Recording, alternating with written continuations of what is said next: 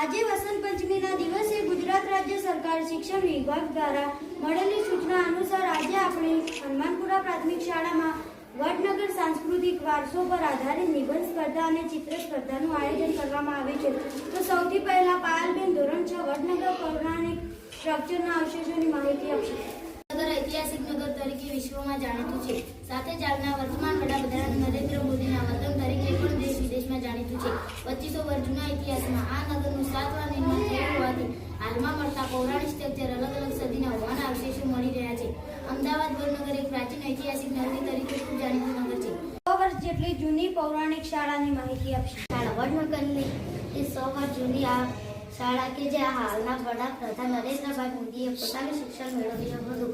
વડનગરના ઇતિહાસને ઉજાગર કરવા જમીનમાં સંશોધનની માહિતી વડનગર ઇતિહાસને ઉજાગર કરવા જમીનના સંશોધન સદીઓનો ઇતિહાસ જેના પેટામાં સમાયેલ છે। એવી પ્રાચીન નગરી વડનગર 2015 દ્વારા નગરના જુદા જુદા વિસ્તારમાં સર્વે કરી કરના પ્રમાણે સદીઓ પહેલા વડનગર પેટામાં ધરબાયેલા ઇતિહાસને ઉજાગર કરવા જમીનના સંશોધન કરવામાં આવી રહ્યા છે।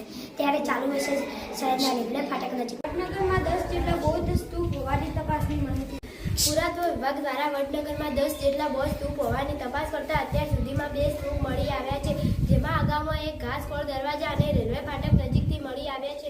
તો અન્ય ઇતિહાસના પૌરાણિક પુરાવા મેળવવા સતત કેન્દ્રીય વિભાગ કામે લાગ્યું છે।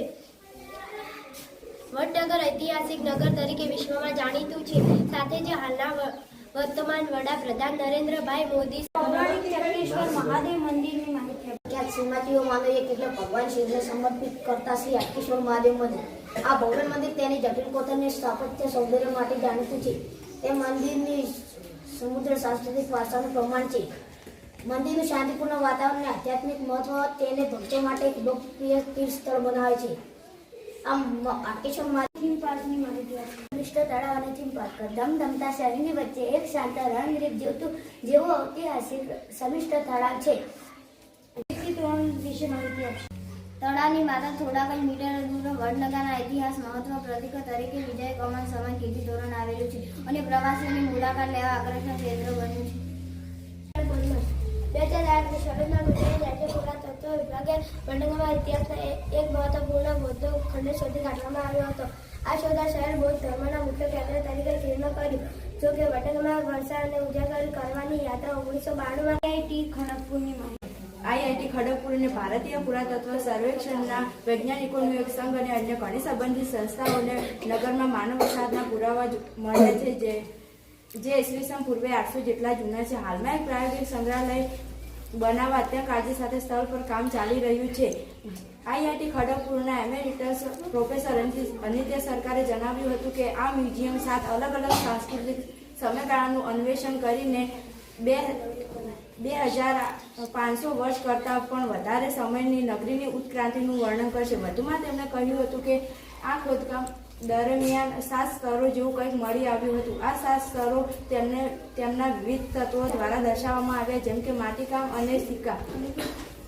વડનગરમાં જ્યારે અમે ખોદકામમાં જોડાયા હતા ત્યારે અમે વડનગરનો કાર્યકાળ અને શહેર કેટલું જૂનું છે તે જાણવા માંગતા હતા અને સૌથી જૂનો સમયગાળો જેને આપણે પીરિયડ 1 તરીકે ઓળખીએ છીએ 800 BC-ના પહેલાનો સમય આપે છે અર્થાત 2800 વર્ષ જૂનું છે। અને તાનારીરીની માહિતી। તાનારીરીની વાત તાલુસન સાથે સંકળાયેલી છે।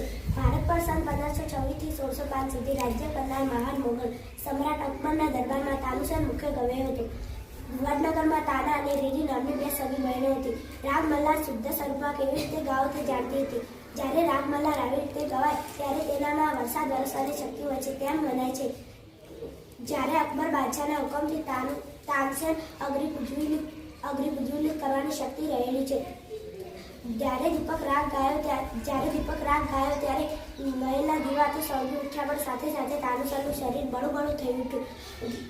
તાનુસરનું શરીર ઠંડુ પાડવા માટે માત્ર ઉપાય શુદ્ધ માલહાર ગાવાથી ઠંડુ કરી શકાય। તેથી દેશોમાં ભટકાતો તાનુસરને રીરીની ખાતરી સાંભળીને તે વડનગરમાં આવ્યો અને એક નાનકડી